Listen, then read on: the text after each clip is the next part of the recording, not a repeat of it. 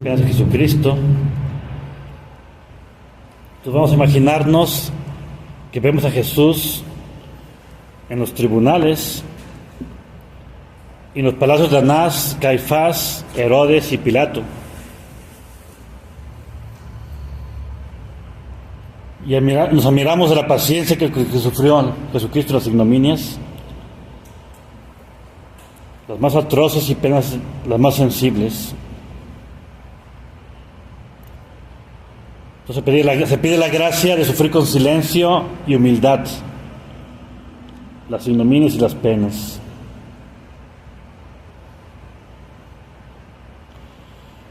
Entonces no ha habido ni habrá jamás hombre alguno que haya padecido o haya de padecer tantas injurias e ignominias como Jesucristo. No es posible reunir en una sola meditación todas las ignominias a que se sujetó Jesucristo. Por eso nomás vamos a ponderar algunas de las ignominias para avergonzar nuestra soberbia. La primera fueron las injurias, que fueron las falsas imputaciones y calumnias. No hay cosa que hiera más vivamente a un hombre de corazón noble y sincero que el acumularle delitos falsos, que ni siquiera, aún nunca ha soñado ni siquiera cometer, ¿no? Ahora entramos al tribunal de Anás y Caifás y escuchamos cuán atrocísimas maldades se le imputan a Jesús. Los testigos ya están a la orden y aquí las acusaciones que le hacen. Dicen que es un hombre dado al vino, que gusta comer con publicanos y pecadores, que está dominado de una soberbia intolerable, llegando hasta proclamarse por una divinidad, que quiere destruir el templo de Jerusalén, que esparce una doctrina impía e introduce en el pueblo la idolatría, que es un hechicero y que obra milagros con la ayuda del demonio,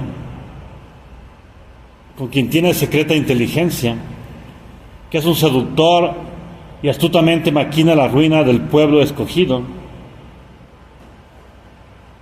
De tales delitos culpaban a Jesús en los tribunales de los sumos pontífices y de Pilatos, y estos se divulgaban entre el pueblo. El segundo tipo de injurias fueron los escarnios y las burlas. No bastaba a la impiedad el acusar a Jesús de blasfemo y fascineroso. Era menester también declararle falto de juicio y mentecato. Vele aquí en la presencia de Herodes, y porque las preguntas reiteradas que se le hacen nada responde, sino que callan por un rasgo de su infinita sabiduría. Al instante el rey y los cortesanos le declaran por loco,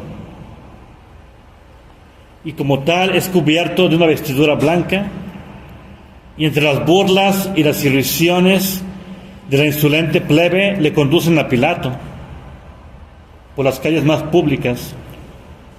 A esta afrenta sucede otra, no sabré decir si más fiera o más contumeliosa, en el palacio del presidente romano.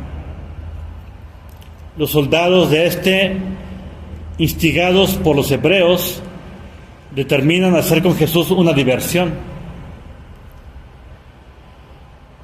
¿Qué otro que el demonio no podía sugerirla? Le echaron sobre las espaldas un trapo de púrpura, después le pusieron una caña en la mano y tejiendo una corona de agudas espinas se la clavaron en la cabeza para mofarse de él, como de un rey de burlas. Ni paró aquí el juego, porque para escarnecerle más doblaban delante de él la rodilla, como por un acto de obsequio. Pero después le arrojaban al rostro asquerosas salivas y se lo acardenalaban como bofetadas. Y mientras el cielo se asombra con esta vista y los ángeles lloran amargamente, un innumerable pueblo se va a ver tan insólito espectáculo y con la fiesta que hace de él y con sus aplausos aumenta a Jesús las injurias y los escarnios. Bueno, esto me recuerda cuando le preguntaron al Padre Pío, que se podía aplaudir en la misa, ¿no? Entonces Padre Pío respondió, bueno, dijo, el día que estaban crucificando a Cristo, dice, había dos tipos de personas, los que lloraban por Cristo y los que aplaudían. ¿Sí? O sea, claro que no se puede aplaudir, claro que no. La tercera especie de injurias que fueron hechas a Jesucristo fue su condenación a muerte, tan llena de oprobio. Pilato, por librar a Jesús, cuya integridad e inocencia conocía perfectamente, presentó dos personas al pueblo que se hallaba reunido debajo de la galería del palacio, para que escogiese uno a quien debía hacerse la gracia de perdonarle la vida en obsequio de la Pascua: Jesús o Barrabás. ¿Quién lo creería? La elección, contra lo que esperaba inclusive Pilatos, recayó sobre Barrabás, y gritó todo el pueblo: que éste quede libre y Jesús sea condenado. Pues realmente es el colmo, ¿no? El colmo.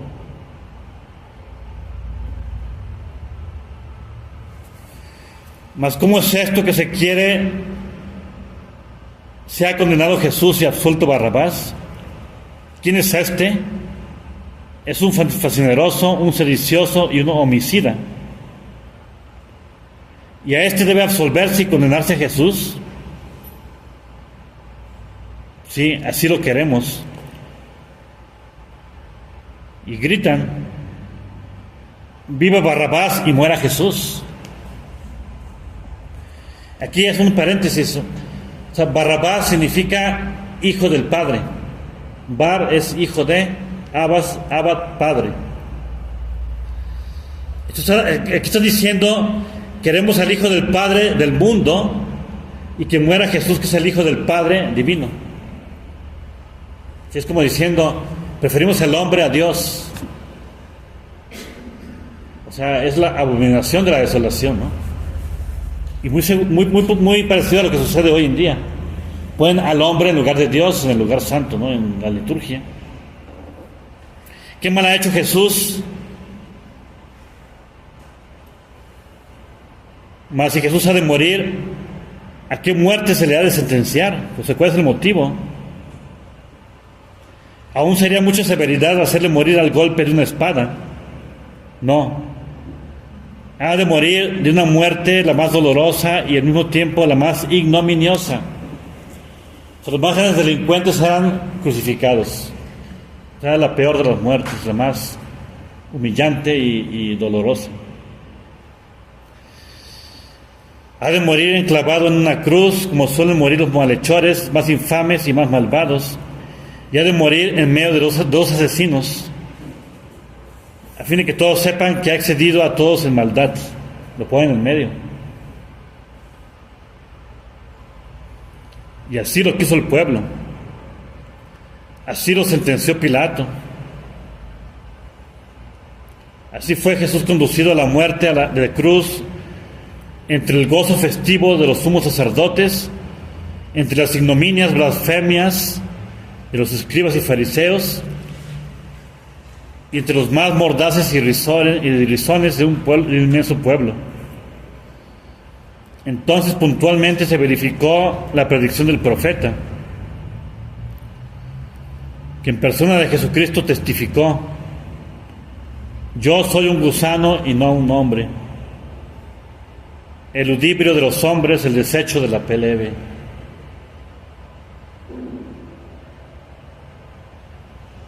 Ahora que detenernos aquí, y nos pide San Antonio María Claret que respondamos algunas preguntas. Dice: te pregunto, Dios, el Eterno Padre, dio el Eterno Padre una sentencia injusta cuando destinó para su Hijo unigénito tantas y tan sorprendentes ignominias? No, por cierto. Jesús había salido fiador por nuestros pecados y nuestros pecados exigían tal paga.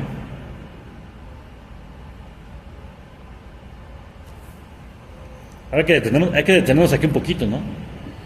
O sea, ¿por qué no considerar como paga de los pecados de nuestros hijos, nuestros familiares, las cruces que tenemos?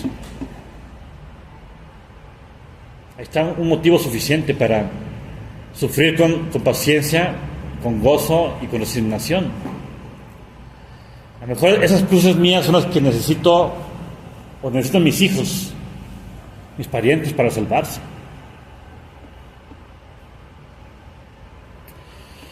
Pregunto en segundo lugar, ¿te haría algún agravio el Eterno Padre permitiendo contra ti otras tantas ignominias y oprobios cuantas quiso que fuesen a las que se sujetase a su unigénito Hijo amadísimo? No, porque tanto como esto merece el pecado. Y bien lo infieres tú por las afrentas e ignominias hechas a Jesús. Y bien te acusa tu conciencia de que tú eres reo de muchos pecados.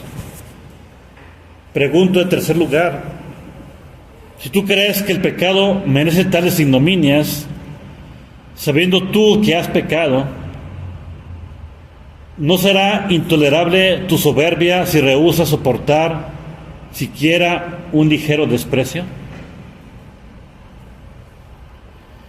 ¿Y qué ingratitud sería la tuya si no quisieres sufrir por el amor de Jesús una ligera ofensa, después que Él ha sufrido tantas y tan extraordinarias por tu amor?